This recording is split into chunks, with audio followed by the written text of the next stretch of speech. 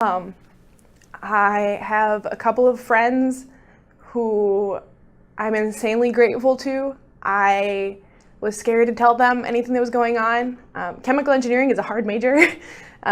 It's a lot of time and effort, and I have two friends, specifically Nicole and Kristen, who would constantly check like, hey, are you going to be in class? Are you not going to be in class?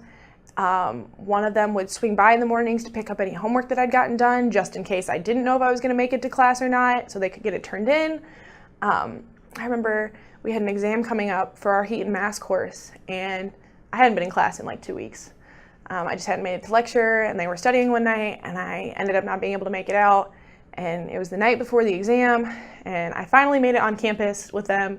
I walked in, and I was really nervous because I knew that I'd missed a lot of the material.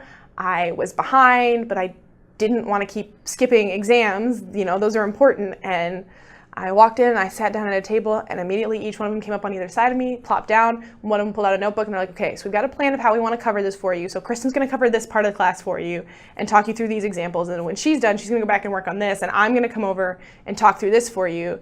We've already made up our note cards if you want to see the kind of stuff that we think we need. If you need to copy them down because you aren't sure of all the equations, like, let us know.